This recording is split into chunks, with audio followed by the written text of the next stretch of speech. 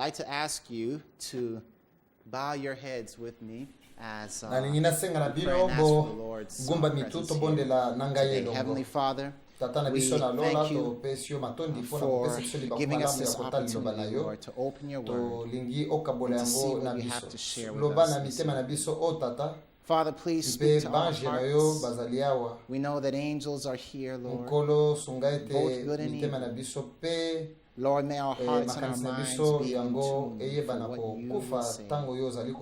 And then, Lord, may this message, may this truth be echoed all throughout Australia. From this small and humble beginning, we pray in Jesus' name. Amen. Amen. I'd like for you to open your Bibles to the book of Hebrews, chapter 4.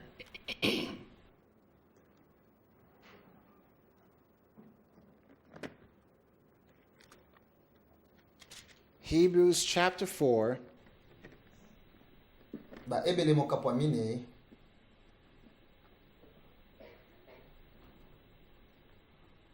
tozali koumela na kati ya mokili oyo bato bazali na motungisi na makanisi, bato bazali kobanga, bato bazali kolenga, bato bazali na somo pona mikolo na bango ezali koya, terrified, if you will, for their mokili oyo ezali kokende na motungisi na makambo ya misolo, mitungisi ya ndenge na ndenge, political stress, all kinds of stress.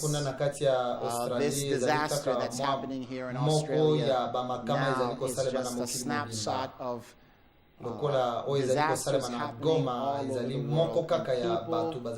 People are really looking for hope. People are looking, I believe, for rest. How many of you would agree with that? I want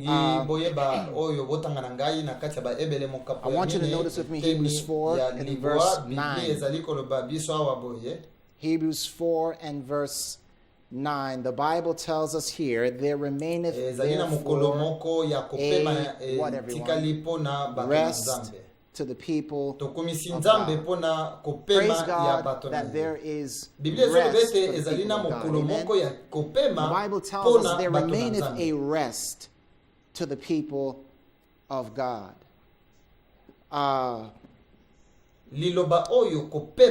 This term, rest, is a very significant term. The Greek word is the word sabbatismos. Sabbatismos. And I've really come to love that word. It has opened up some incredible things in my study of the great controversy. I want to share some of those things with you this evening. I want you to understand that God here is telling his people that there is a rest that remains. In other words, there is a rest that is yet future for the people of God. And in order to understand this, you would also have to understand that when God had delivered or was delivering the children of Israel out of Egypt, he promised them a land of what? Of rest. A land of rest. And so what God is telling us here is that just as the Israelites were led out of Egypt into a land of rest, so there remains a rest for the people of God. Therefore, what is that rest that remains for the people of God? Any ideas, any thoughts? It is the land, the heavenly promised land, the heavenly kingdom. That is the rest that remains for the people of God. Amen? How many of you looking forward to entering into that rest? liloba oyo Amen. kopema Now I want you to understand again that this na ndinga word, bagelika ezali rest, koloba sabatismos the ezali Greek koloba of it is nzambe azali kobenga lola God ete lola therefore ezali is calling kopema to ezali heaven sabatismos his rest or his what? Sabbatismos. And I thought to myself, this is sikawa ezali totally kokamo sependa kumona mind-blowing that nzambe God kobenga would penza call lola na heaven ye his sabatismos kopema. sabbatismos. That's a powerful thought. Pona nini nzambe azali kobenga lola Why does sabatismos God na ye? call heaven his Na bongo sabbatismos? tokoyeba na kozonga na boyokani ya And in order to kala understand this, we're going to Pe go back into the totala Old Testament Levitique, and look at some tukumi bali na verses. I motoba. want you to notice with me Leviticus chapter Levitique, tukumi bali na motoba. 26. Leviticus chapter Pe boyebi oyo 26. malamu tokotanga na tukumi satu na misatu kino tukumi satu na And mitano. you'll notice with me Kuna verses nzambe azali koloba na bana 33 Israel azali koloba na to bango 35. God azali here, kokebisa speaking bango to the ete children soki of bokoti Israel, na kati ya tells Kana them, he is basically warning them, mpe listen, bobandi if kotombokela you ngai tala oyo enter ekokomela into bino. Canaan and begin Tukumisatu to na misatu. disobey me, this is what will happen. Nakolakela bino mabe uta na lola Verse 33, I will scatter you among the heathen and will draw out a sword after you, and your land shall be desolate mabele and your cities ekoyeba waste. kosepela na Then shall the basabata na land yango enjoy her na batango what, nyonso everyone? ekotikala polele Sabbaths, as long as mpe it lieth mokili desolate ekoyeba and you be in your mabele ekoyeba enemy's na land, kopema even na then basabata shall na the land yango rest and enjoy her Sabbaths. As long as it po ete lieth yango desolate, it ebaki shall na rest, kosepela te because na it did basabata not na rest in bino your ntango bino Sabbaths bozalaki likolo na when you dwelt upon it. So, mabele ekomi sika wa sabata a land being kopesa at ndimbola na rest pepele nyonso ete bato na kati na yango signified bango bazali that kotombokela the nzambe te people in bososoli it were not rebelling against God. Does that make sense? If here the verses tell us that if the people were living against soki the will of bato God bavandi in na that mabele land, kasi then bazali the nde land was not kotosa nzambe enjoying te wana her mabele ezali rest, kosepela and na God would basapata na move yango them te out of yango that nzambe azali land kolaka so ete that the alongola land bato could once bongo again mabele yango enjoy her esepela na basapata na Sabbaths yango or boni enjoy balingi her rest. basosoli How many of you following me? nalingi bolanda lisusu batango ya mibale So, chronique I want you to notice again with me, 2 Chronicles chapter 14, verse 6. Another verse that will nini elakisi help us to penza mabele understand what it kozala means kopema for a land to be at batango ya rest. mibale zomi na 2 mine Chronicles eteni chapter ya motoba 14 kuna and verse 6. The Bible lisusu says here, ayebaki na kotonga also, bamboka na kati ya juda he mpona built fenced cities in Judah, po ete for the mabele eyebaki na land kozwa had kopema na what? yango Had Pe- rest. e And bitumba he ezalaki te na had kati ya no mikolo wana po what, ete everyone? nzambe War apesaki ye in those kimia days because the kopema Lord God had given awa him tozomona lisusu ete rest. From this verse, mabele we see that ezali a na land kimia being at to na rest kopema na yango ntango also ezali na kati ya meant bitumba that the te land was not ya at liboso what? Not at war. So mabele let's ezali recap na those two kati things. Number one, ya kimia a land ntango being at bavandi rest na yango means the bazali inhabitants of kotombokela that nzambe land te were not mabele ezali rebelling lisusu against kopema ntango God. Number two, bitumba a ezali land te being at rest also mpe tozali signified that kokoba there was lisusu no kotanga what? verse mosusu awa War in that land. And we're going to go ahead and look at one more verse here. tokotanga sikawa na Second tukumi satu na Chronicles, motoba eteni ya tukumi mibale na moko chapter 36, batango ya mibale verse 21.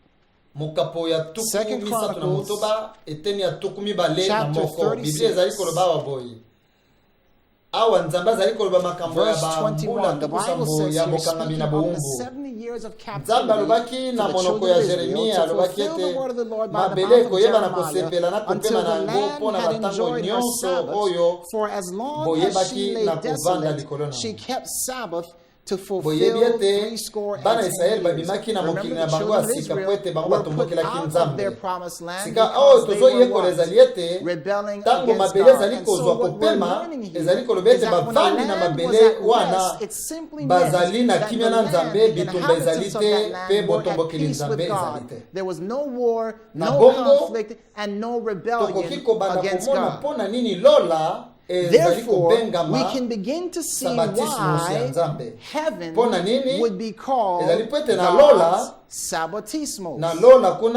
Why? Because in heaven, there is no rebellion against God, and there is no war. It is a land of peace. Again, I would ask how many of you are looking forward into entering into that Sabbatismos of God. Amen. Well, we've got to learn something here, that basically the Sabbatismos represents three things. Harmony with God. Can you repeat that with me? Harmony with God. Number two, allegiance with God. Allegiance with God. And number three, to be rested in submission to God. Rested in submission to God. This is why heaven is called God's Sabbatismos. Now, not only is heaven God's Sabbatismos now and in the future to come, but heaven was also God's Sabbatismos in the past. Follow me so far. Lola ezalaki esika epai In the wapi past, bitumba ezalaki te. Heaven was a place where there was no war, Kino no sin, angelu moko na kombo ya Lucifer until an angel azwaki named mokano ya kotombokela Nzambe decided na bongo to rebel against God. Lucifer Therefore, ye ayebaki na kubuka eloko moko kuna na Lola. Lucifer Nini ayebaki na broke kubuka something in heaven. abukaki What did he break? Sabbatismos. He broke Bozali elongo na ngai the Sabbatismos. abukaki Are you following me? mboka ya kimia He broke bokonzi ya the kimia state of peace in which Lucifer. heaven had dwelt for who knows how long. Lucifer ye aye brought komema sikawa about a state of bokonzi ya mobulu what? tokoyekola liloba Okay. mosusu awa. If I use the word rebellion, I want you to give me another word here. Liloba mosusu Discord, amemi lisumu okay, give me another word. kuswana abengi lisusu Sin. abendi lisusu kozanga Another word. kopema Unrest. botomboki ezali malamu kasi amemaki lisusu kozanga kopema. Rebellion is good, but unrest, that's the word I was looking for. Ye amemi The devil brought bojalisami na about a kati ya state kozanga kopema. of unrest. Ozali kotala When I sika mention the word bitumba unrest, what do you think ozali of? kotala sika kozanga You think of kopema war, na you makambo think ya of politiki. civil unrest, you think of political unrest, Lucifer you na think of botomboki na ye social na Lola unrest, you think of abuki religious bokonzi ya unrest. kimia Lucifer, na Lola by his rebellion in so lobo heaven, ye had na bongo broken the ye state of amemi peace in heaven, bokonzi right? ya And kozanga therefore kopema brought ya about mobulu. a state of unrest. Sikawa ozali komona awa Lucifer abuka So in Sabbath. case you haven't gotten the point yet, Lucifer broke the Sabbath. Wow. Na boni ekomi komona lokola bamuso bazotala Hope you guys are just really like really just thinking about it and not just going like this, okay? Lucifer abuki sabata na Lola. Pena kobuka sabata Lucifer broke the Sabbath Lucifer in heaven, Ye and in breaking the atelemelaki Sabbath, all we're simply bovande saying is that lipenza Lucifer ya was bokonzi na nzambo against the ezali very kimia foundation of God's kopema. government, which is rest. Banjelo You bango see, that bazali was the kopema foundation penza of na God's boyokani malamu government. na Angels Nzambe. simply rested in the will of God. But Lucifer Lucifer said, aboyi wait a minute, koumela na I am kati no longer ya going to komene ya rest Nzambe. in the will of God. Aboyi kovanda na And liloba na in his Nzambe. refusal to rest Aboyi in the will of penza God, he kolanda was bifandelo ya warring bokonzi against na the very Nzambe principle, atelemeli the very yango. foundation of God's Nde government, abandisi kawa and kobundisa therefore Sabbatismos. warring against Na bongo soki na Sabbatismos. bengi bino kolobete. So if I were to ask you what was the great controversy in heaven over, what would be your response? Okoloba ete ezalaki It would likolo be etumba monene ezalaki likolo ya the likambo ya principle kopema of Sabbatismos. Nazali na posa ya kopema kati na Nzambe te. I don't need to rest in God. That was Lucifer's argument. The angel's argument was, no, we need to rest in God. What does it mean to rest in God? If God says do something, what do? You rest. Right? You don't resist, you rest. God says A, God says jump, you rest in that. And this is what heaven was based upon. God commanded, it was done. The angels rested, and Lucifer began to say, wait a minute, we don't need to rest in God. We don't need to do what God says. The argument was over the issue of rest.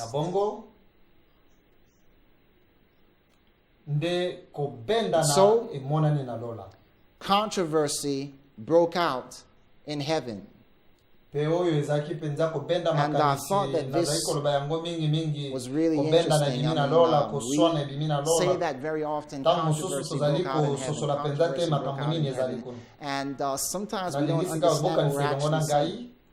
So I want you to think of this with me. God created the heaven and the earth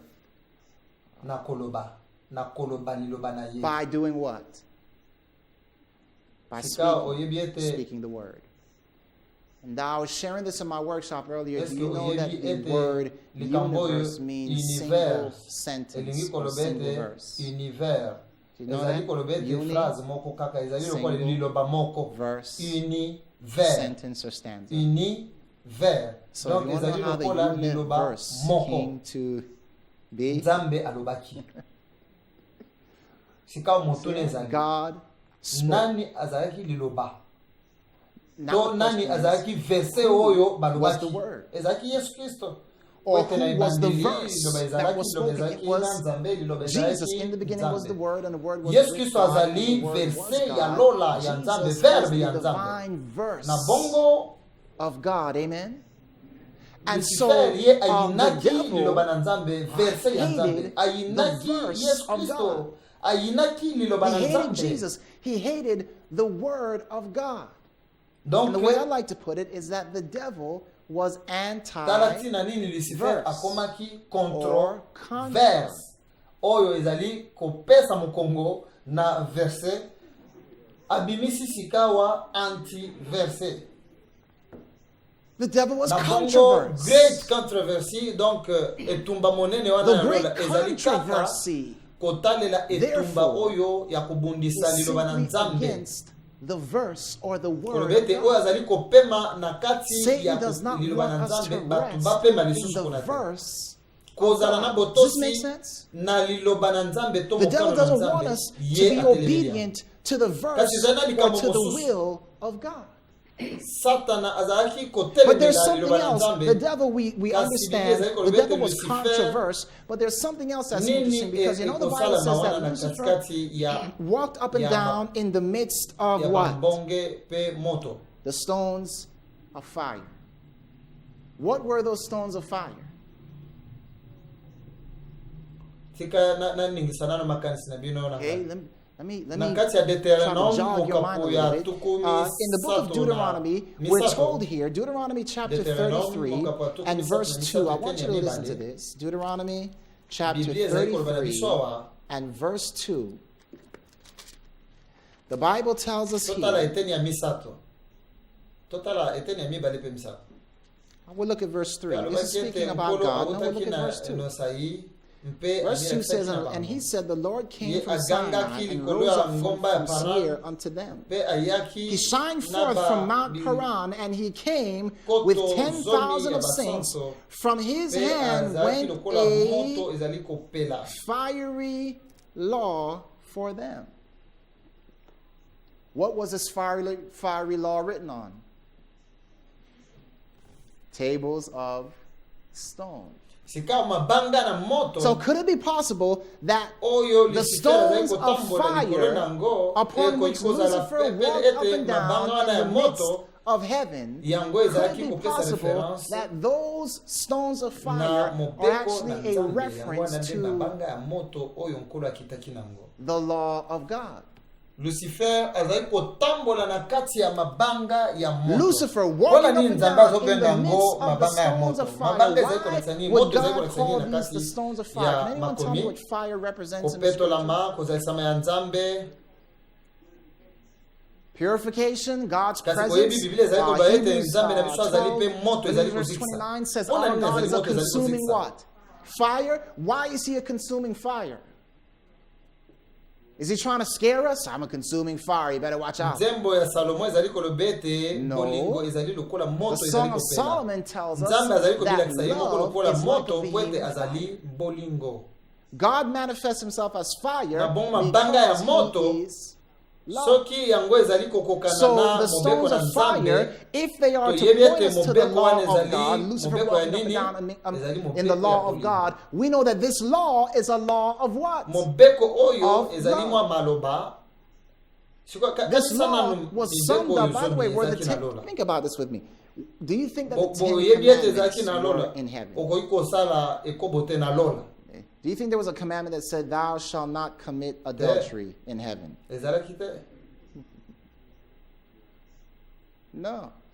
The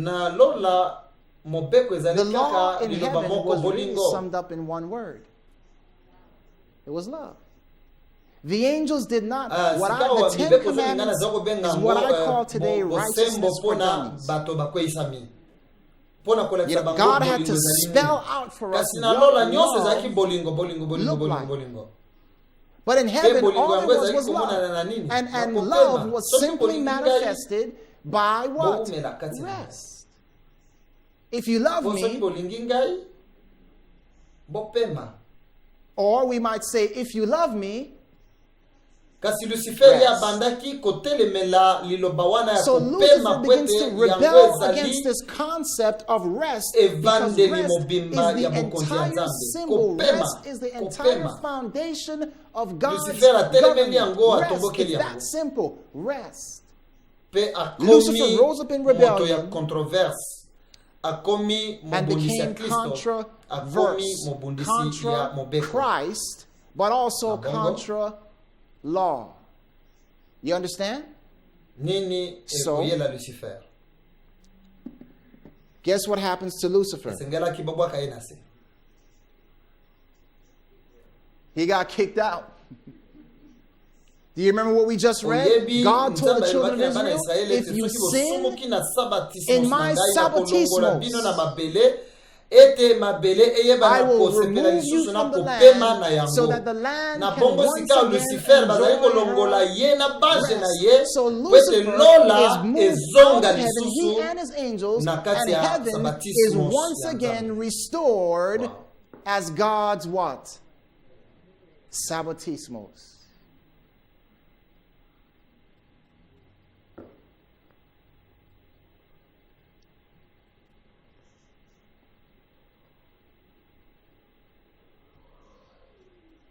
I ask this question very often. How is it that Lucifer was able to deceive 1/3 of holy and intelligent angels? Have you ever wondered that? Have you ever thought, how is it that he did it? And I simply ask the question, do you think that if Lucifer said to the angels, hey guys, that the angels would have been like, no. When that happened, the Bible says that these angels were deceived. How did Lucifer deceive 1/3 of angels? By this. In Isaiah 14, Lucifer said,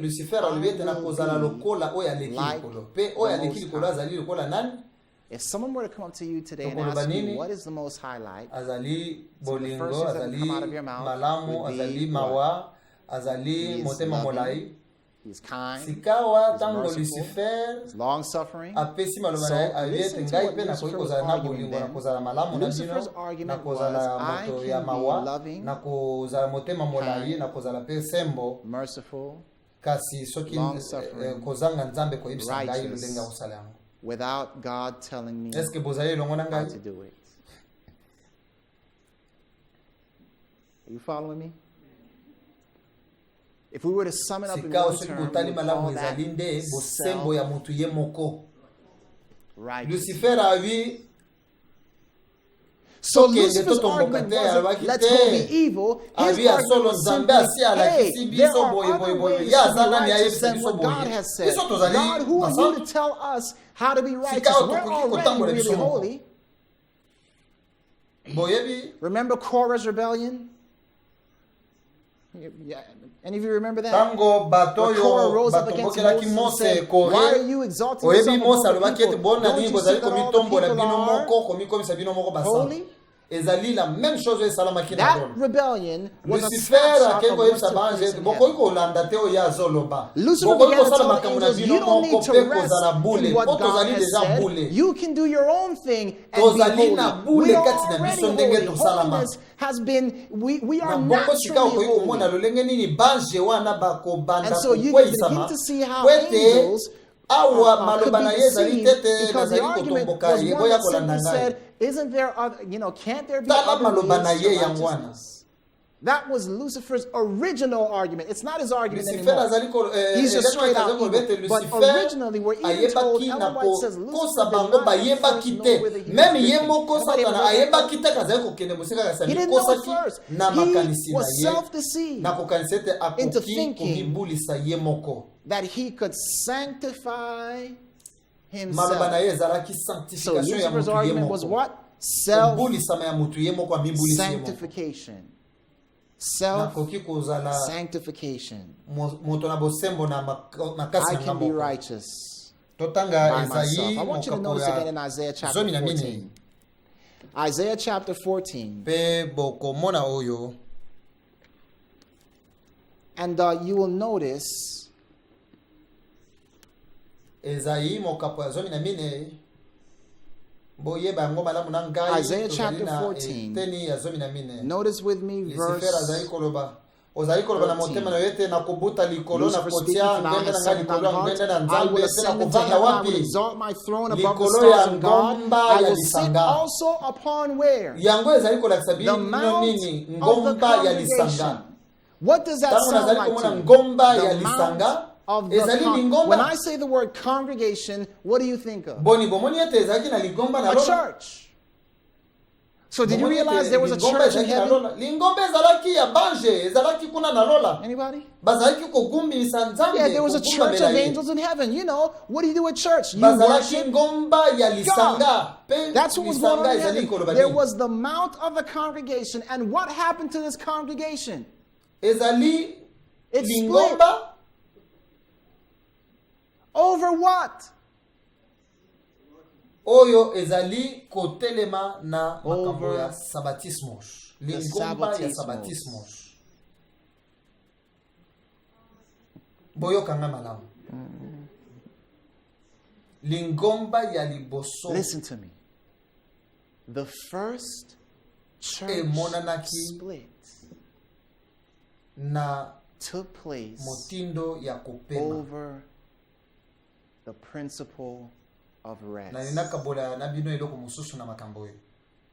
Let me share something else. The term Mount of the Congregation is the Hebrew term It is the same term that is used in the book of Revelation, but translated in the Greek as Armageddon. Armohat na Hebre, Armageddon na ba. The word Armageddon, Har, Mohad, or Megad in the Greek, same thing. Mount of the congregation, that's what Revelation 16 is speaking about, Armageddon. And in Isaiah 14, Mount of the congregation. So listen to me. There was a Har-Magad or Armageddon where? In heaven. Mount of the congregation. And what split the Mount of the Har-Magad? What split it? It was the Sabbatismos. Armageddon ekobima na mikolo ya suka ekotelemela pe na likamboyo ya sabatismos. Focus over the issue of balingami bozomona ete oyo tozali kokende sikawa koyekola ezali ete sabata yango ezali mozindo koleka oyo tosili tokanisa ezali na bifandelo mpenza oyo ezali mozindo mpenza na makambo etali ya sabata oyo tosengeli mpenza kokabola na bandeko na biso bazali bapemi ya mokolo ya samba esengeli bamona sabata na lolenge na yango ya malamu mpe lolenge na biso ya kote ya sabata ezali kokende sika lokola moto mpenza ya malamu tala moto oyo ngai nalingi namona kati na bino bandeko. That's the kind of fire I would like to see burning up Australia. Lucifer so babwaki libanda Lucifer bitumba is ya cast Armageddon out esalamaki because there was a battle of Armageddon. Na lola bitumba ya lisanga ngomba ya lisanga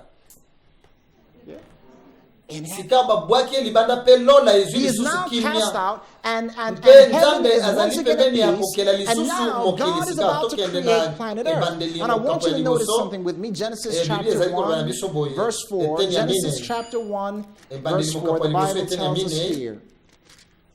Genesis chapter 1, verse Nzambe 4. amonaki pole amoni ete ezali malamu.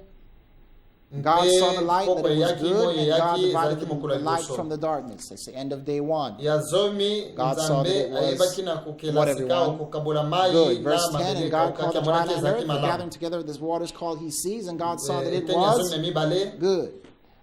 Verse Na bongo mabele bota 12. banzete matiti pe biloko nyonso ezali na And the earth brought mpona forth kati na grass, and herb yango. yielding seed after its Pe kind, Nzambe and amonaki tree ete yielding nyonso fruit ezalaki whose malamu. seed was in itself after its Soki kind, and olandi God saw mokolo that it nyonso Nzambe was azali koloba ete good. ezalaki And as malamu you ezalaki go malamu down ezalaki all the malamu. days, you find that God says it was good, Alobi it was ete good, nyonso it ezali was good, sikawa it was good. penza What he was malamu. saying was, Ezali it's na all in kimia. harmony. Everything is Sikawa settled. na Genesis Everything mokapwa mibale is eteni at peace. ya In fact, in zomi Genesis chapter 2, na verse mitano. 15, Yawe go Nzambe there with azwi me, moto Genesis 2, atie na verse kati ya 15, the Bible elanga ya says, Eden. and the Lord God Ete took the abatela man yango and put him mpe in the garden of Eden to dress it sala bilanga kati na and to what?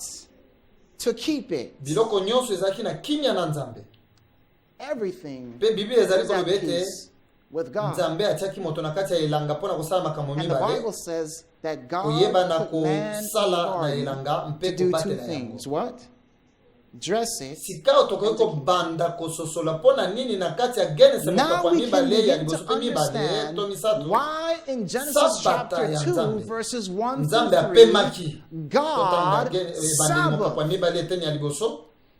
Let me read it for you. Genesis Biblia ezali chapter koloba 2. ete tala lolenge lola esilaki Verse 1. kokelama na mikolo Bible motoba says, thus the heavens and Nzambe the earth were ayebaki finished na and all the hosts kokela of them, and on the biloko nyonso seventh mpe day apemaki God na ended mokolo ya his work sabata. which he had made Asalaki and nini? rested, or the Hebrew word Apemi is na Sabbath. mokolo ya sambo So God did what na misala na everyone? ye nyonso asalaki na kokela Sabbath mpe on the yango wana seventh day asepelaki na from all mokolo ya his work which he kopema had made, apamboli and yango God abulisi yango blessed po the seventh ete day and ye sanctified asilisaki it, mosala na because ye in nyonso it he asalaki had na rested kokela. from all his work which God created and made. Why was Mpona nini God Nzambe resting? apemaki ezali po ete biloko nyonso ezalaki na Because kimia kati na ye. everything was at what? Peace. Tala tina nini Nzambe apesaki moto sabata. Therefore, when God gave Tango man the apesi ye Sabbath, sabata ezalaki what he was lokola giving him elingi was the ya botosi sign na of ye epai na ye. allegiance. Elembo ya botosi. Tango apesi moto sabata ezalaki elembo What he was ete giving him mokili was the ezali symbol sikawa that kotosa mokano ya was Nzambe ya under lola. submission Ngai to nazali the will kopema of mpona God koyebisa in bino heaven. ete makambo nyonso ezali kati na I ngai am nyonso ezali sabbathing malamu to let you know mpe nazopesa that bino mpe everything is at peace kopema in me. wana All is good. I am napesi yo giving you, sika bososoli in giving mobimba you ya the bokonzi Sabbath, na I ngai na am mokolo giving you moko. the entire philosophy of my government summed up in one day. Na bongo sika tokoki kobanda kososola mpona nini Satana So azali now we can koyina begin to sabata koleka. understand why Ezali the kaka po ete devil sabata hates ezali mokolo the te. Sabbath Kasi ezali so po much. ete na kati It's ya not just sabata because the Sabbath ezali is a na day, it's likanisi because mobimba inside the ya Sabbath bokonzi is the mobimba ya very Nzambe philosophy. efandelo It's like mobimba God ya taking Nzambe all na of his mokolo government moko. laws and summing it up in Nazali one kopema po day. ete mokili mobimba I ezali am na resting kopema kasi because na Nzambe. all earth Sika is at Sabbath. Genesis Now here's something else interesting. Genesis 2 verse 15. When the Bible says here that God Sabbath, or God put Adam in the garden to keep it. I want to share with you what that word put means. But before I do that, I want to show you something. When God gave Adam and Eve the Sabbath, mokili na lola ezali na boyokani malamu etumba ezali te na mokili botomboki epai ya nzambe ezali te nyonso ezali na kimia mpe nzambe apesaki moto lisusu sabata mpona kozongisa ye na kosunga ye ete akweya te na kati ya moto oyo akweyisaki ndambo moko ya misato ya banja na lola. What was the deception that deceived 1/3 of holy angels? Nini ekweyisaki moto wana angelo wana Lucifer ezalaki nde komibulisa ya ye moko. Or give me another word, self. Totanga Ezekiel tukumibale. Ezekiel tukumibale. Notice with me Ezekiel chapter 20. Ezekiel chapter 20. Ezekiel tukumibale. Totanga zomi na mibale. Ezekiel chapter 20 and verse 12. Notice what the Bible says here. Are you there? Na bongo na pesa ki bango lisusu basabata na ngai lokola elembo kati ngai na bango ete bango baye bakoyeba ete nazali yawe oyo azali that they might know that I am the Lord that sanctified them. Sikawa tika na tangango na lolenge musupo ete bososola malamu.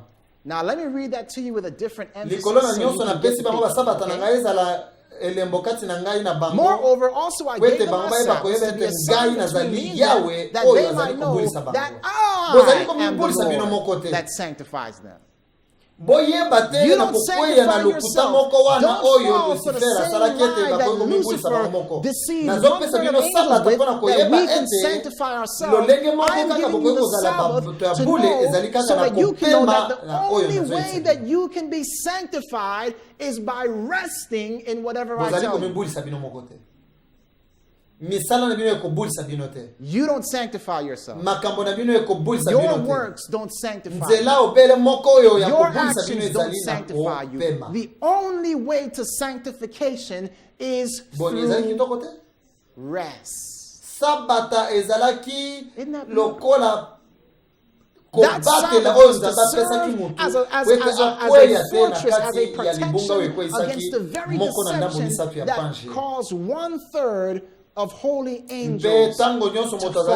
And as long as man remained obedient to the will of God, all earth would remain in peace. I want to read this to you from the Good News Bible. This translation of Genesis 2, verse 15. It says, "Then the Lord God placed the man in the Garden of Eden to cultivate it and guard it."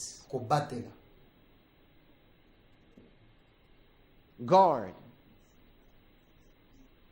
What that Adam was he supposed to guard the garden from weeds? Was he supposed to what was it that he was to guard the garden from? Understand that the garden that God had created, the Garden of Eden, by the way, did you know that Eden was in heaven? Remember in Isaiah 14 where it said of Lucifer, you have been in the garden of Eden, the garden of God. Remember that garden, that Eden, which is another word, or which is also translated as paradise, is another term for God's sabbatismos, or heaven. Remember Jesus said, "Verily, verily, I say unto you, today you will be with me in paradise." The Hebrew of it is Eden. So God had an Eden in heaven, and now he takes Eden, which is symbolic of his perfect government, and puts it on earth and says, "Adam, guard Eden."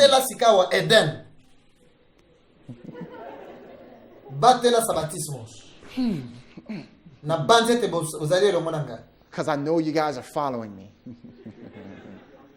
guard Eden, Adam. What was he telling him? He wasn't telling him to guard the flowers and the trees. He was telling him to guard the very philosophy of Eden, which was what? Rest. Guard it, Adam, because one is going to come who will try to bring you in a state of unrest. In fact, in that same verse, when the Bible says that the Lord God put the man in the garden, the Hebrew word is nuach. Anybody want to say that word with me? Nuach. Let me tell you what it means. The word means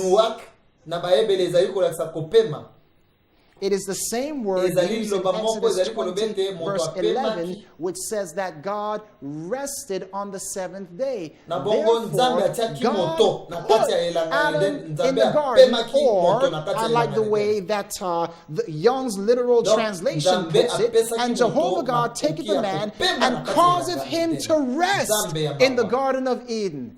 Lord have mercy. I guess nobody calls that one either. God put Adam in the garden and caused him to rest. He put him in the garden and caused him to rest. As Seventh-day Adventists, you should just be like, just jumping up and down. Not that I want you to jump. You should be understanding that this issue of Sabbath goes way deeper than we have first thought. God put him in the garden and caused him to rest. The word means to confederate or to be in allegiance with. So God is basically saying here, Adam, you rest. You is a symbol that you are a confederate of minds. You are in allegiance with me. Adam was to guard the state of the garden, to keep. He was to guard the Sabbatismos. Keep the peace, Adam was to be the first peacekeeper. And what happened? The devil came in, came to the garden, and said, Eve, what? You can be like gods. Notice what he said to Eve. The same thing he said in heaven. I will be like God. He didn't come to Eve and say, Satan. Would you like to follow me? Would you like to be evil? No. He said, you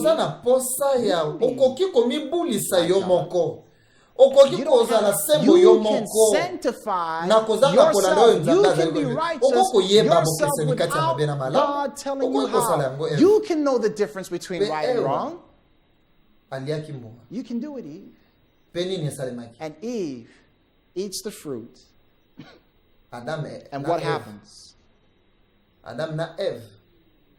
Adam and Eve. Yeah. Adam and Eve. Adam eats as well. Adam and Eve break. Yeah.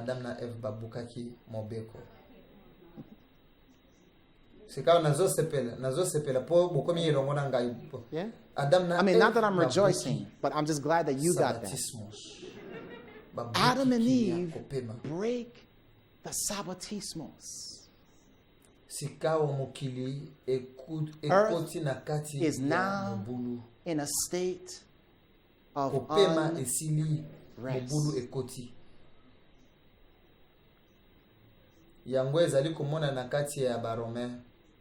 This is reflected by Romans chapter 8 verse 7, which says the carnal mind is enmity against God, for it is not what? Subject. What does the word subject mean? Under. What is the philosophy behind to be subject? It means that I am not resisting, or it means not to be resisting. It means to be what? Resting. The carnal mind is not subject to the law of God, neither can it. And so man had now received nalingi bokende liboso sika wana ngai na mokanda ebandeli. I want you to fast forward with me just some time to the book of Genesis chapter 6 verses 1 to 3. How many of you would like to be saved in the last days? Please let everyone say amen. Genesis chapter 6 verse 1, the Bible says, and it came to pass when men began to multiply the face of the earth, and daughters were born to them, but the sons of God saw the daughters of men that they were fair, and they took them wives which they had chosen. Verse 3, and the Lord said, my spirit shall not always strive with man, for that he also is flesh, yet his days shall be 120 years. Jump over with me very quickly down to verse. Where are we here? Verse 5. mpe makanisi nyonso ya bato ezalaki ya motema na bango ezalaki kaka mabe mpe kokobaka. Mpona nini Nzambe ayebaki na kotinda mbula ezalaki po ete bato bakomaki kosumuka na kozanga kotelema sika na limbo liloba oyo ete kokobana kosala mabe lelo ezali kolakisa ete mokolo nyonso actually means every day. Bato bakomi kosala mabe mokolo nyonso. Man was sinning every day. Mokolo nyonso bazali kosala. He didn't even take a break. Bazali kopema ata mokete kosala kaka mabe poso. He didn't even take a resting period. He just straight through the week. Man was sinning every day, every day, every day. What do you think God is telling us? What do you think God is trying to tell us? That man had no rest. They had no what, everyone? Rest. Now the Bible says that all the people on earth, Noah found what? Grace in the sight of God. Anyone want to tell me, or anyone know what the name Noah means? Noah. Kopema. Oh. Kopema. Noah na baebele. Noah. Can you imagine Kopema. Noah means rest. Oh wow. Bato oyo bazali kosala mabe mokolo nyonso God says were singing every day continually, but Noah or rest found grace in the sight of God. What's the point I'm trying to tell you? Is this. In the last days, there will be people who are sinning every day. But those who find grace will be those who are resting in Jesus. Rest. Yes. So, Jesus, the very purpose of the gospel, who can tell me?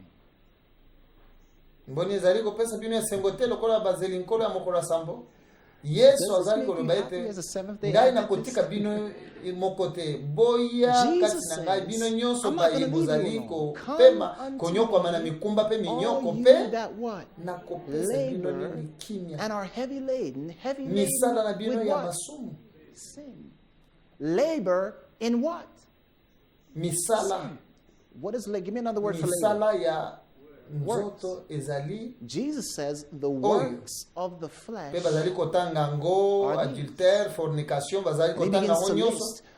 adultery, fornication, all these things. So he says, come unto me, all you that are working in sin and that are heavy laden with sin, and I will give you rest. I will teach you how to cease. I will teach you how to rest, because the only way that you can be saved is through rest. Are you ready for this one? Therefore, the Sabbath is the ultimate sign of rest, not works.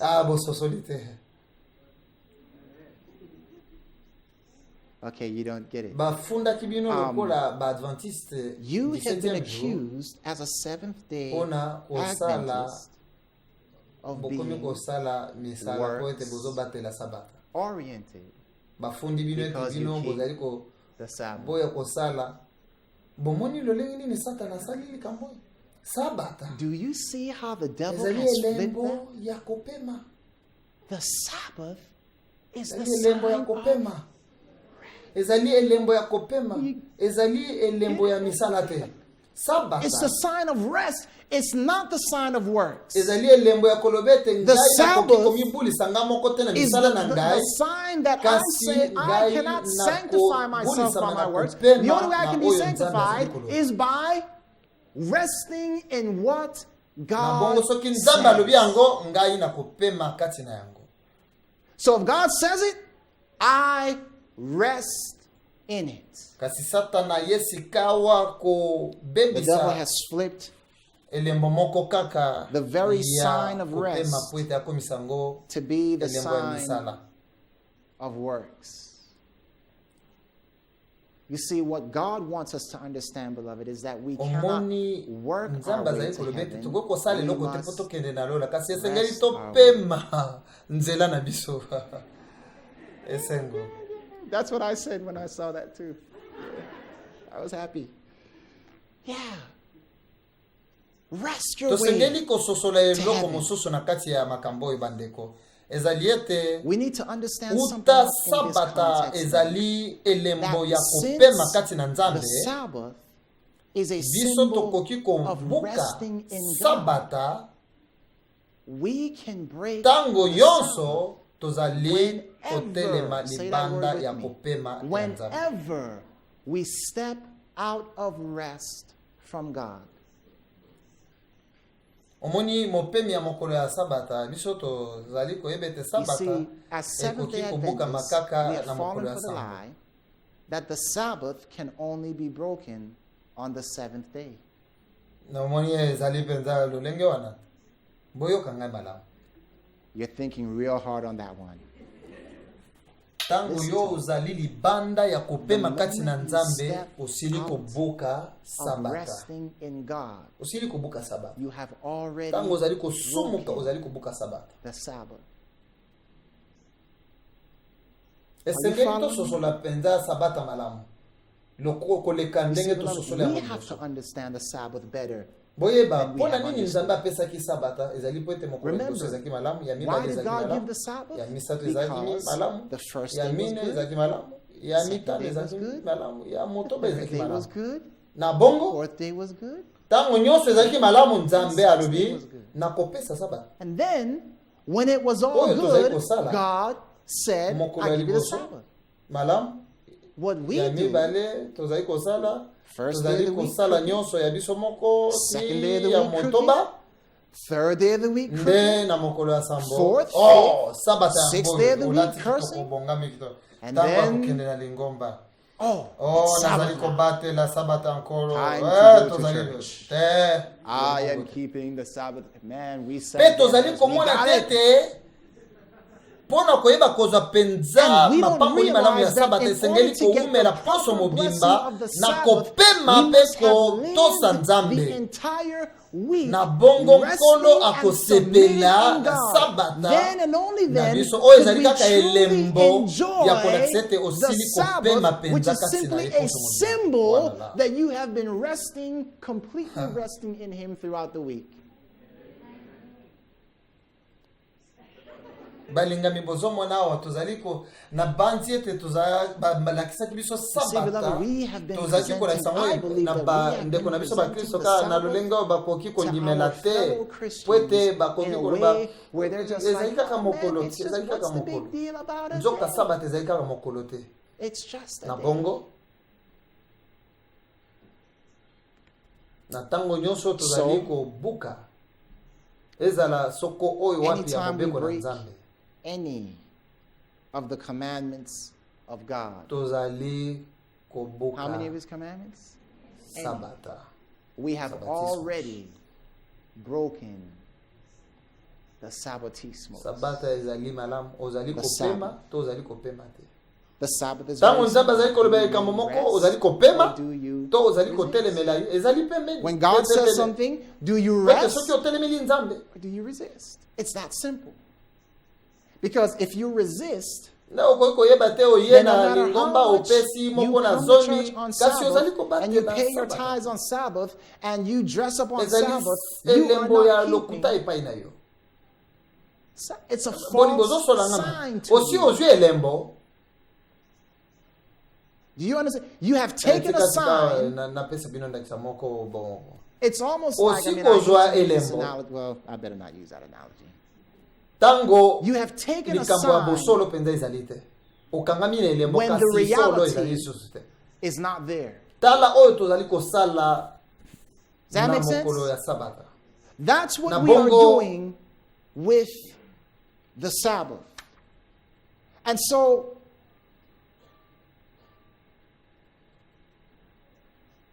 Oyo yo na ngai tosengeli kososola. what you and I Ezali need to ete understand atako mobeko yango moko is that even ezali the commandments koyeisa makasi lisusu themselves sabata. are an Mibeko yango amplification moko ezali koyeisa makasi of sabata. the Sabbath. Mibeko nyonso zomi ezali nde koyeisa makasi ya All the Ten kososolisa malamu Commandments, they oyo are ezali an koyakisa kopema amplification kati ya of what Nzambe. it means to what? To Siko rest. bokoloba pasteur in God. lolenge nini boyoka ngai You say, how is that? mwambe ya 8 mibeko zomi ezali kobanda na out of the nini 10 commandments begin with what? na moni lokwa bososoli te okosala boye te Nobody called that. Thou kosala shalt boye what? te No. pema Don't do. telemana Rest. nazosenga yo Stop. kaka kosala yango te telema kaka pema. I'm not asking you to do anything. Just stop. Don't. Nzambe ayobi nazali kobilimbisa yo oyobi nasala nini sika po God says, I've forgiven you. I've made you righteous. And I say, God, what can I do now to make to help it? Just don't. pema kosala eloko te pema. Pema na koyiba, pema na kokosa, pema na koboma, pema na Rest from ekombo, stealing, rest from pema. lying, rest from killing, Pema, rest chapos. from adultery. That's what he's saying. Just rest. Chapos. Isn't that- Ya mwana mibeko zali kobanda toujours na okosala boye te. Soki ozali kosala te ozosala nini ozopema. Okay, so that's 8 out Okosala of the 10. te. And then the other two, what are we thinking of? What are the other two that do not begin Tosa with thou tata na yo shalt pe not? mama. Honor thy mother and Pema. father. Na oyo baboti na yo bazali koloba. Ya mwana. Rest Tozali in longo what your pema. parents say. Kotelemela baboti na yo te. Pema. Am I right? Tosa. Rest. Nyemia Don't bango. resist your parents. Rest. Be obedient. Be subject to them. Mibeko Rest. So 9 out of Libwa the 10. ya zomi. 9 out of the 10 commandments Kopema. tell us to what? Bongo kanisa mokolo ya And kopema. then, Pona kobatela yango okosala misala remember motoba kasi mokolo ya Sabbath day. sambo ezali to sabata keep ya it holy. mokolo 6 nzambe na days shalt thou yo. labor and do all thy work. Say with me. But the seventh day is the Sabbath of the Lord thy God. Boyoka In it maimala. thou shalt not Na mibeko do zomi. any work. Listen to me. Ezali ya In the musala 10 moko te. commandments, there Na is mibeko zomi not musala ata moko te ezali ya one kosala. work. Boni bolembi ya koyoka penda makambo oyo nyonso kitoko. Are you tired Oh, of getting bino dirt kicked in your Adventiste face? bozali kaka By other Christians, oh, you mibeko zomi ezali Adventists, you're kotalela all about misala works. te. Ezali ya The musala 10 ata moko Commandments te na is all mibeko about zomi. works. No, Musala ya beloved, there kosala is ezali not te. one Ezosenga work biso kaka in the topema. 10 Commandments. Wow. Wow. Misala You mean malamu I just ezali. believe them all along? Balingami Well, musala ata moko te ezali There na are good kati ya works. mibeko zomi. no, beloved, there is Mibeko not nyonso ezali koloba one kaka work in topema. the 10 Commandments. Tosala eloko te. All the commandments point us to. Tala lolenge nini Rest. Satana asili kolongola yango na makanisi na biso. Do you see how the devil Pe biso has tozali put kobunda this? sikawa na mabele na ye. And we're fighting on Balingami his ezali ground. sikawa tango toyeba na kozwa kopema ya solo penza But ya it's time Nzambe. for us na to kati ya take the true rest Pe nazali of kondimete God motuna to the penza ya earth. solo ezali. And I believe that the sincere ezali ya Christian, kondima sabata tango bakososolete sabata yango ezali evandeli mpenza ya kopema ezali elembo ete bomo ya biso mobimba ezali komiemia nzambe mpe tozali kondima ete tozali na eloko mosusu te tokoki kosala mpona komipetola biso moko kaka nzambe nde azali kopetola biso moko. Alleluya. Tokoki kosala eloko moko te mpona kobikisama kaka nzambe. Sabata nde ezali kopesa biso likambo wana. Tala sikawa eteni mosusu ate now for the exciting part. Tokende elongo na Levitique tukumi ba na mitano eteni ya mine. To Leviticus 25 verse 4. Leviticus chapter 25 and verse 4. Biblia ezali kolobete kasi na mbole ya sambo yango ekozala kopema mpona mabele sabata mpona nkolo okoyeba na kolona bilanga na yo te to koyeba na kokamola vinyo na yo nor prune thy vineyard. Mpe okoyeba na kolongola penza bitape ya banzete nyonso te po ezali mbula ya kopema mpona mabele. Rest unto the land. Every 6 years they would have worked the land, but the 7th year was a year of what? Rest. They were not to prune the land. They were not to gather any harvest. Now, I find this powerfully interesting because what it relates to us, beloved, is that there are, in the last days when Jesus comes again, Revelation chapter 14, the Bible says he comes on a cloud and he does what? He reaps because the harvest is ripe. And when he reaps, after he reaps, there is 1,000 years where the land is at rest. Therefore, this 7-year cycle very well represents the timing of Jesus' second coming. That 7th year would be a time of rest or Sabbath. And what do we know about Sabbath? When Jesus comes again, what begins? What is he coming? What is he taking us into?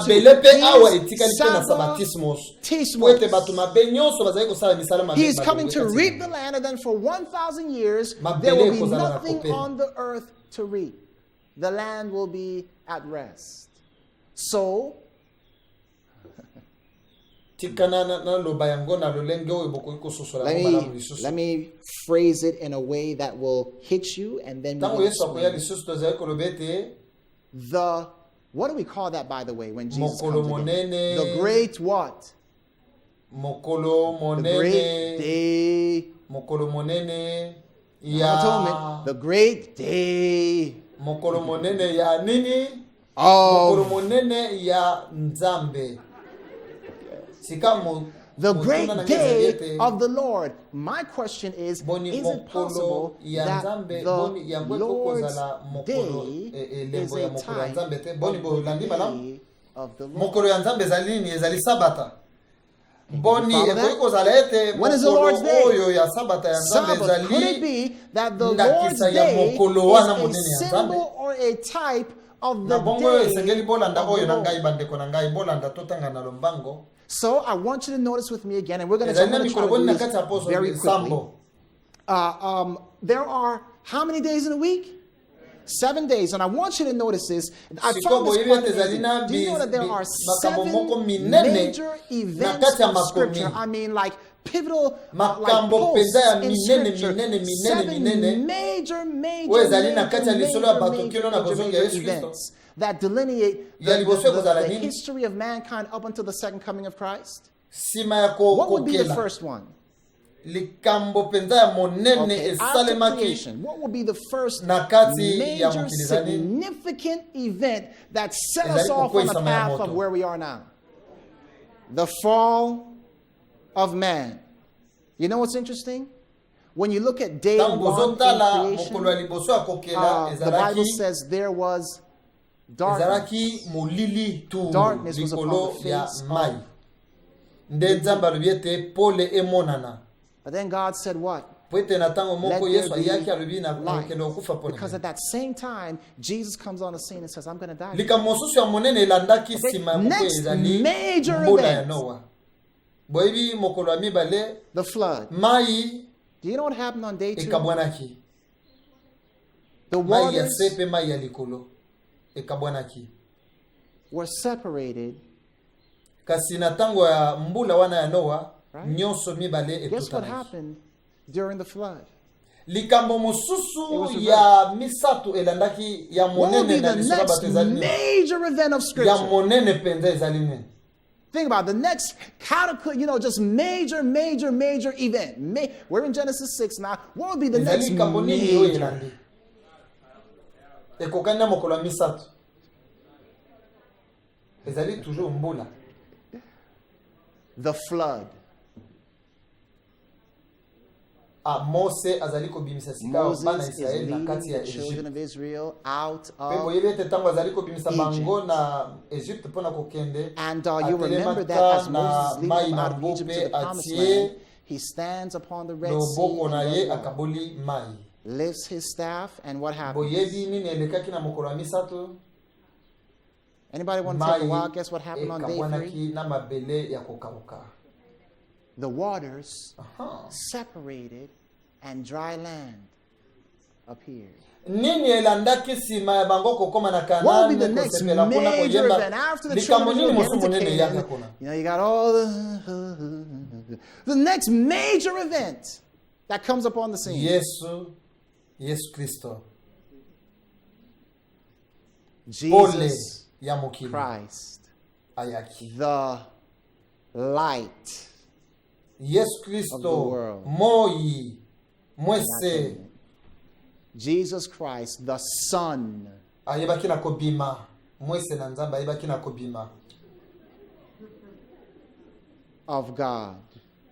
Okay, let's try to put it nani this akoki way. koyeba oyo Anybody esalamaki na want to take a mokolo ya wild mingi guess Nzambe what akelaki happened on day mwese 4 of creation? mwese akelaki That's right. The light of the world. likambo nini mosusu ya monene Okay, so esalemaki Jesus nsima comes ya liwa upon ya the Yesu scene, Kristo and what will be the next Nini major ya monene event? The salemaki next nsima ya liwa ya Yesu Kristo major event kese after bana. the death of Jesus, death Na and kati ya resurrection bomoi. of Christ. What's the Ezali next Pentecote. major event? Pentecote. Boyebi nini elekaki na mokolo ya mitano Very good. Nzambe Anybody want akelaki to take a nini guess what day 5? What happened on day 5? akelaki God ndeke created the akelaki mpe bambisi Birds and the fish. What was Pentecost about? lingomba Anybody help me? kobima mpona kozala The church going balongi out to ya be bato balongi fishers ya bato of men. Okay, you're good. You oyo get it. elandaki mpe ya monene mpenza oyo ezali What will be the next awa na lingomba ya Baptiste major koloba. event? And now I want you to 1844. think Adventist with me. kokela ya bato ya 1844. suka The ya Nzambe creation of God's last day man. komona na sikawa ya libota ya The Nzambe creation ya of suka. God's last Mpona day mokolo wana, people, Nzambe akelaki 1844. banyama On day kasi 6, the akelaki Bible mpe says moto, God po ete created moto azala man, moto but he na also Nzambe. created beasts, and we know that the final Pe events will be banyama. the Nakasi man of kisaka. God Na bongo. versus the beast of prophecy. Sabata. And then bozongi ya mibale ya Yesu Kristo the Sabbath. bandeko botala epai wapi tozali awa na oyo ya semaine ya And so, kokela beloved, look where we are in terms of the creation week. tozali mokolo ya motoba ya It mbwete is moi Friday, sabata just before Ezali kolia. sundown. The Sabbath is coming. sabata ezali liboso na biso penepene awa The Sabbath is just before baninga us. esengeli toyeba ete sabata ezali liboso na And once biso we na begin to bongo, understand, beloved, soki that the tososoli yango Sabbath is malamu coming, the tokobanda Sabbath is kososola just likambo before mosusu ya us, ntina mpenza then mpona we biso can lokola begin to bazali likolo ya understand mokolo ya something nsambo else very critical Sabbath. for us as Seventh-day ezali Adventists. kokoma oyo ngai nazali kobenga The Sabbath becomes what I call liziba ya a moto ya poso weekly fire drill.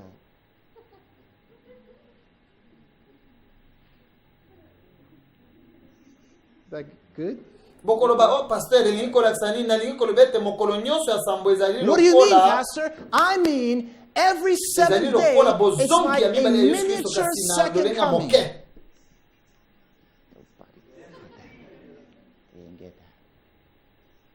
You see, Pamba te we mokolo talk about nyonso as ya Sabata Adventists, tozali on the Sabbath, we're kopengama ya inviting koya in na the presence ya Nzambe. presence lisanga pembeni ya Nzambe of the Lord.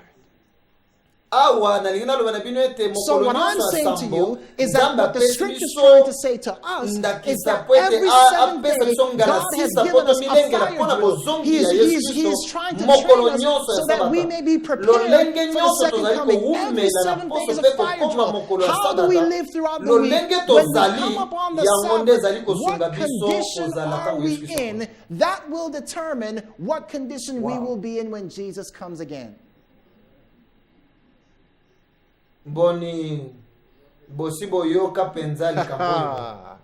Have you ever had the experience where the sun is setting and you are sweating?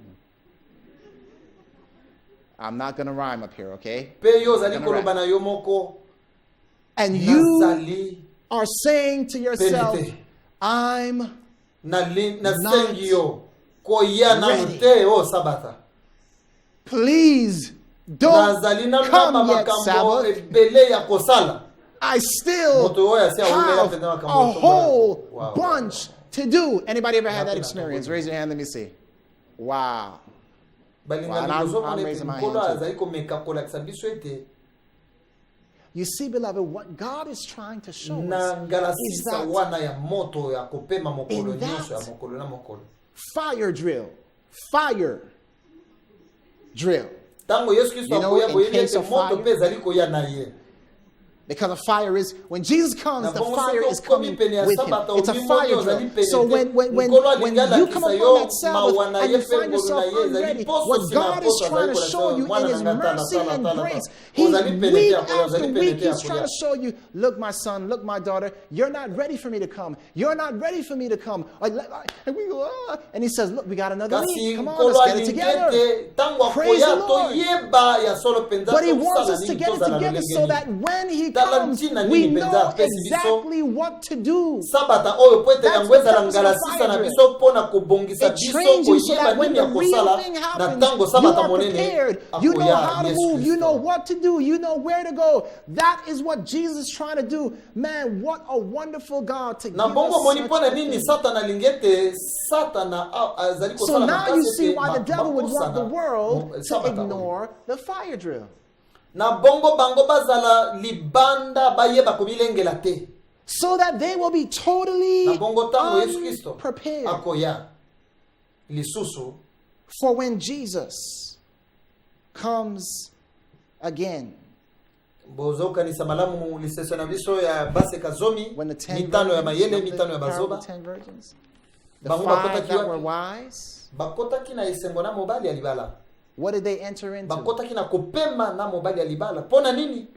Puete bazaki balengela ki bazaki pene. Why? Because they were nzoka oya bazoba bango babilengela kite.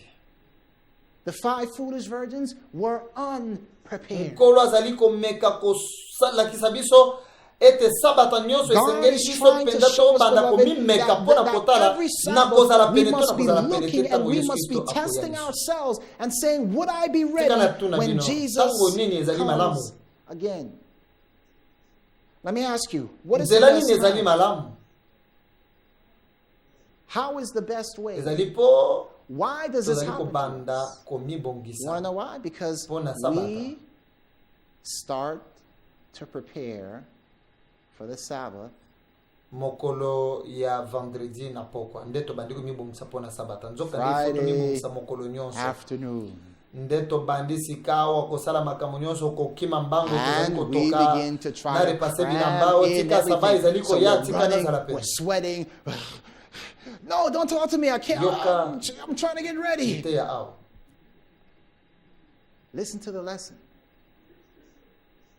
Why put off pona nini ko yako sala sikao makambo kaka mwa bangonga liboso ya sabata ko banda makambo ka yako sala na kati ya poso mu throughout kanisa na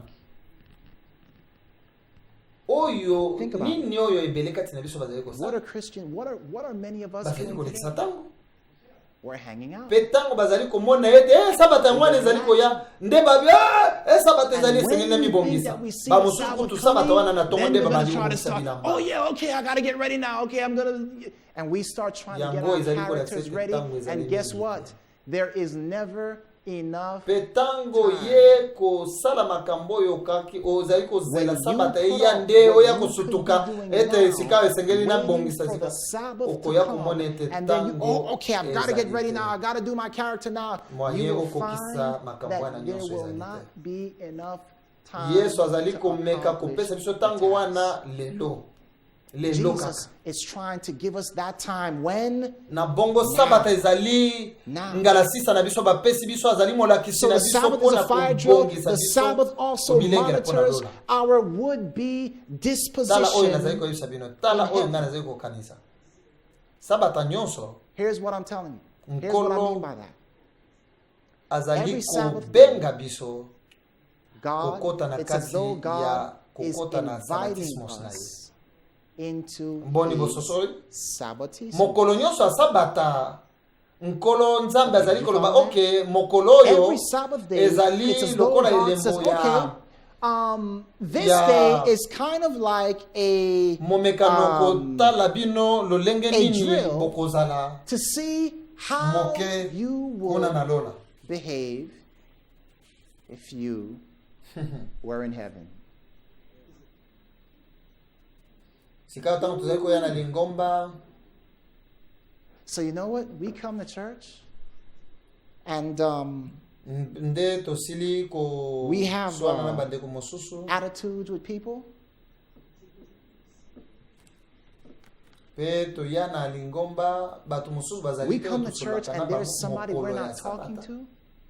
On Sabbath. You don't want to do that. God, it's as though God is saying, I am giving you 6 days to get it right with your brother. 6 days to get it right. Because in heaven, there is no I'm not talking to him. So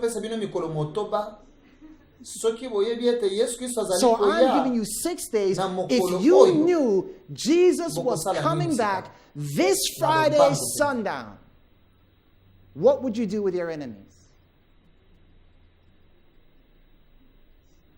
I think we better become friends. We would need to put aside all that stuff and say, you know what? The most important thing is that you and I must make it into the kingdom of heaven. And beloved, if we would see the importance of the Sabbath and treat it like that, guess what? God really says, don't let the sun set on your wrath. He's like, okay, you want the sun to set on your wrath? Don't let 6 days go by.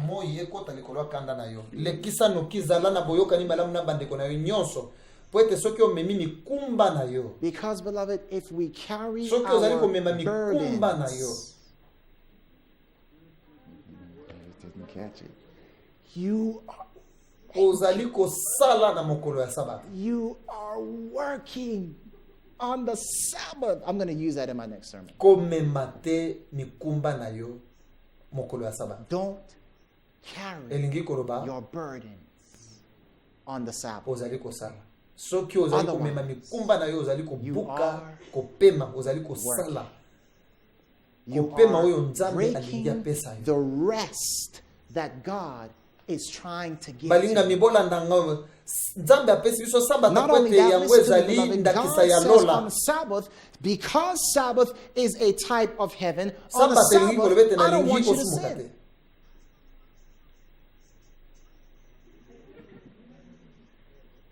That's why the Bible says in Isaiah 56, turn away your foot from doing any evil. And you ever read that? It's as though God is saying, on the Sabbath day, I don't want you to smoke. You got a smoking problem? Don't smoke on the Sabbath. You got a drinking problem? Don't drink on the Sabbath. You got a cursing problem? You got a pornography problem? You got a problem? Don't have that problem on the Sabbath. Rest in me, do not do that thing on the Sabbath. God says the Sabbath is a miniature, is a snapshot of heaven. Don't do it on the Sabbath because you're not going to be doing it where? In heaven. Now, you might say, okay, well, you know, okay, I can handle the Sabbath, so I'm going to like you on the Sabbath. Okay, I like you on the Sabbath. I'm not going to smoke on a Sabbath. I'm not going to drink on a Sabbath. No, God is really trying to show us, listen, if you can get the victory on Sabbath, He moves us slowly into. If you can get the victory on Sabbath, God is trying to sanctify us. He's trying to show us that rest is the key to victory. Isn't that easy? You don't have to do anything for victory. You must rest if you want victory. Rest. Na bongo sabata. Ezali pe kolakisa biso. And the Sabbath also reveals to us whether we would rather the things of this world than the things of God. What are you talking about, Pastor? Have any of you ever been guilty of looking at the clock? When will the Sabbath be over? Boni bozali kotala penza bozali kosenga tango bozali kosenga sabate kosila tango ni sabate esila noki when you ask when you are looking forward to Sabbath being over, nani azalaki na esengo tango sabata ebaki na kosila na lola? Who was happy Lucifer. When Sabbath was over in heaven? Lucifer.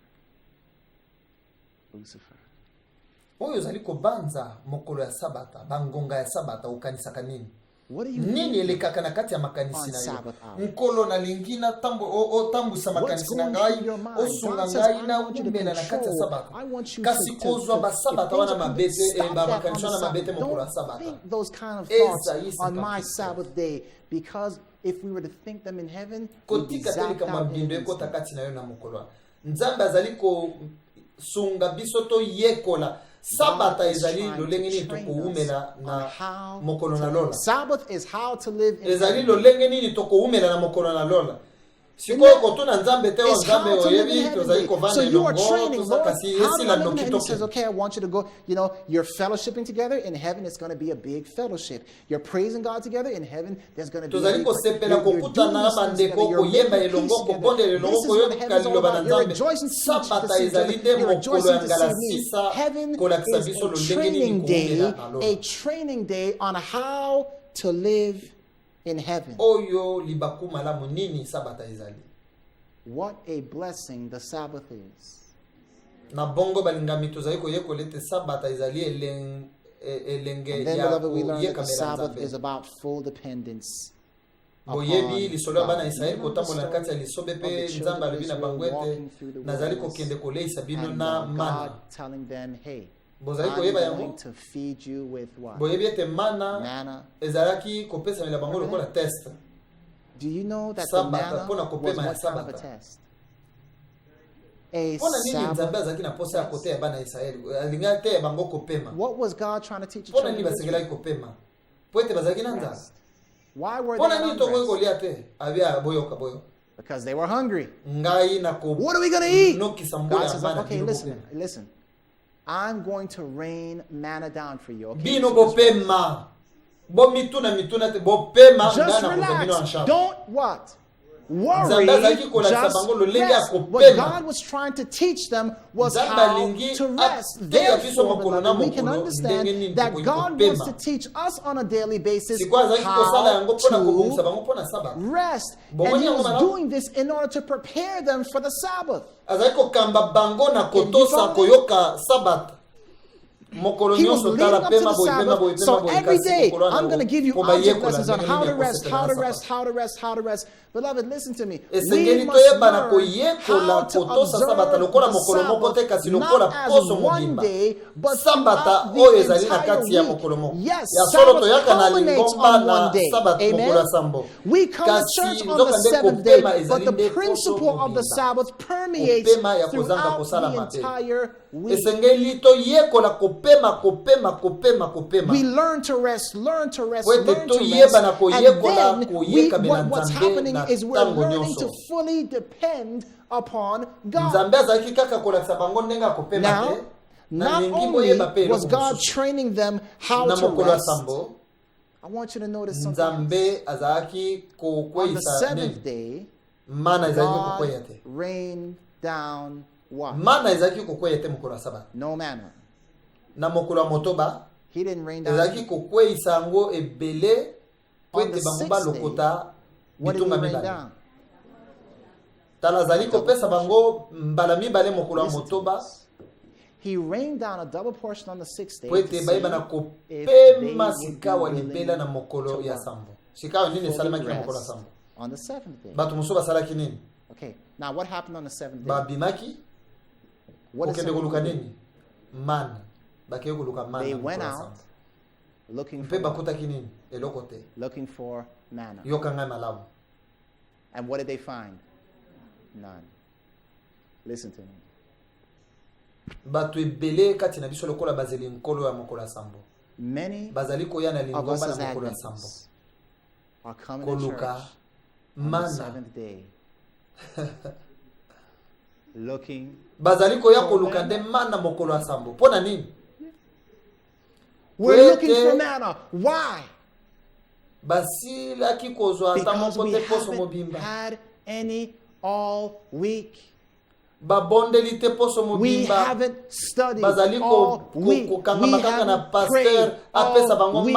And we depend upon the pastor to feed us the manna on the 7th day. And we come to church and we leave empty. And we go, man, or man, that, you know, this church. Beloved, could be that the reason we are leaving empty is because we're missing the very lessons that God had been trying to give us throughout the week. Bonyeko kozala ete ozali pe kozala lokola bandeko wana Israeli ya kala oyo bakendaka koluka mana mokolo ya sambo.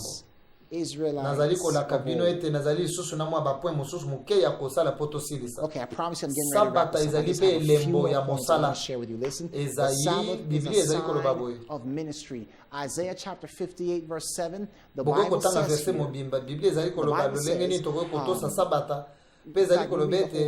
Bible talks about how we should observe the Sabbath, and it says, you know, isn't this what I've called you to do? To bring the naked, what?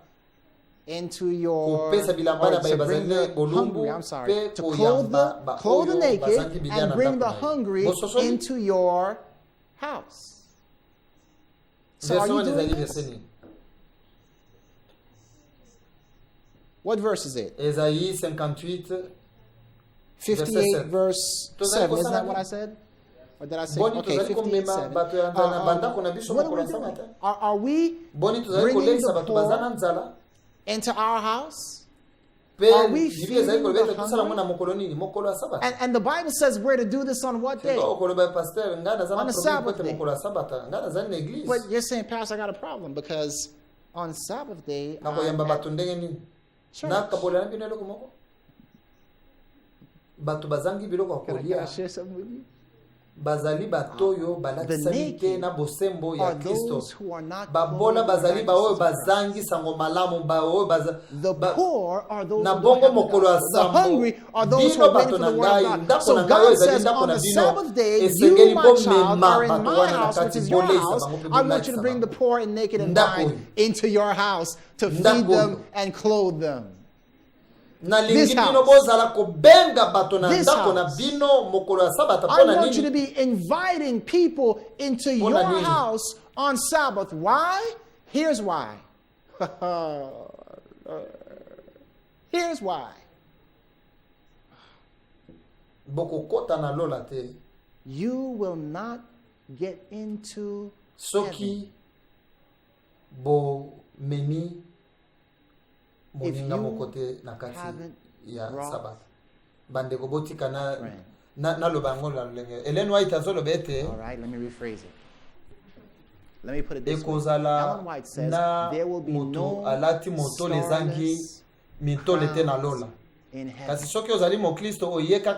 you become a Christian and keep your Christianity to yourself, you are exceeding the principle of selfishness. Who did you bring with you? Oh, nobody. I'm just glad I got here myself.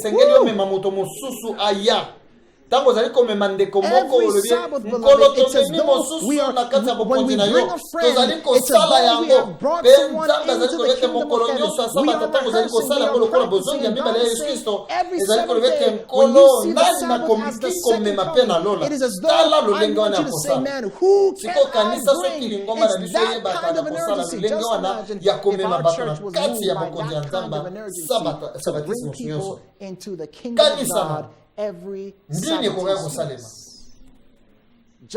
na lingomba na nzambe what would happen in the church of God. Suka sabata ezali elembo Finally, the Sabbath is the seal of God's government. You know what I kind of look and I go, oh boy. You know, in our series we say the Sabbath is the seal of God. Why? Because it has His name, His title, His territory. Prove that Sabbath is the seal of God. And you know what? I'm not mocking. Yeah, that's true and that's good. But beloved, it goes much deeper. The Sabbath is the seal of God's government because God's government is based upon rest. I mean, all of a sudden now, the seal of God just has so much more significance because it stands for something. It's not just His name, title, territory. It stands for the very principle of His government, which is rest. Now, listen to this. You know what that means? When the seal of God is placed upon you, it means that you are so rested in God that you cannot be moved. Boyoka malamu nisikao nyonso oyo satana azali koluka kosala na etumba ya suka. Guess what the devil tries to do in the final conflict? Komeka his only job kolongola yo na kati ya is to try to move you out of rest. I bet you, God, that if you back up, I'll be able to move them. I'll be able to get them out of rest. I bet you that seal is simply a sign of something that is not true. God says, listen to me, I put my seal upon these people because they are fully what? Rested in me. You go ahead and try to move them.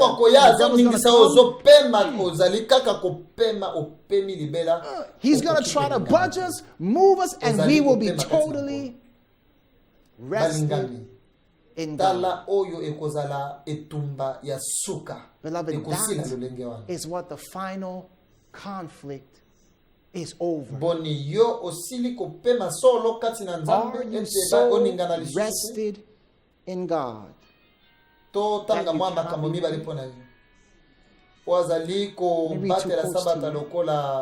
The soul who keeps the Sabbath is stamped with the sign of God's government. And he must not dishonor this sign. By closely examining the word of God, we may know whether we have the king's mark, whether we have been chosen and set apart to honor God. Are you settled? Or are you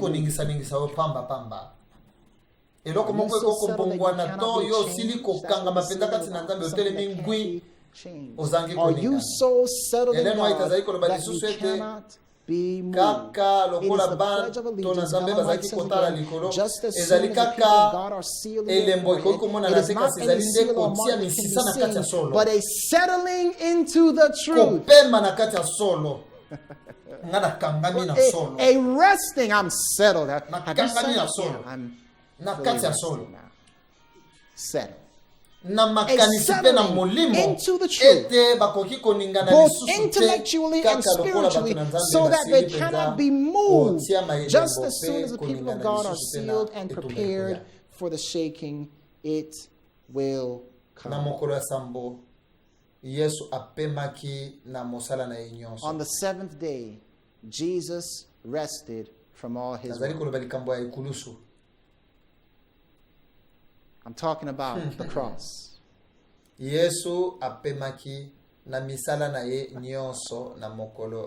Jesus rested from all his work on the Sabbath. kobwakisa mokolo ya sambo Therefore, ezali beloved, kobwakisa to reject the seventh ekulusu ya day Yesu Kristo. is to reject the cross of Christ. Tango Yesu Kristo azalaki kokumba ekulusu na ye azalaki kokende kosala nini? When Jesus was bearing his cross, what was he going to do? Azalaki kokende kopema. He was going to rest. Eske mutu moko asosoli? Amemi ekulusu kasi azalaki kokende wapi? Kokende kopema. He was going Nzamba to azali rest. kolobete yoka yo sili kolemba ngana lingi na sunga yo na television God na says, listen, na you are na broken. obuka I na wanna lisusu fix se. you. Oyebi ete lolengo I Yesu want to fix Kristo you. I ayeba want kina to fix you so kosia that you're no kwete longer batu baye broken. Do you know banakotelema. that the way that Nani azana Jesus posa ete has babongisa ye ordained penza bonga. to, how many of you want to be fixed? Oyebi ete lolenge Yesu Kristo Anybody aselaki wanna be kosala fixed? pwete oyeba na So kobonga that you're ezali sealed, so na that you're settled. nzela. Do you know that the way that Yeah. Jesus has ordained for you to be fixed is through the crucifixion? Ekulusu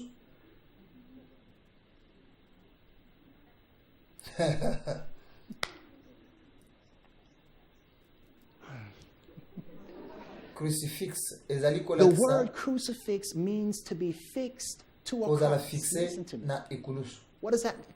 na croix. When you are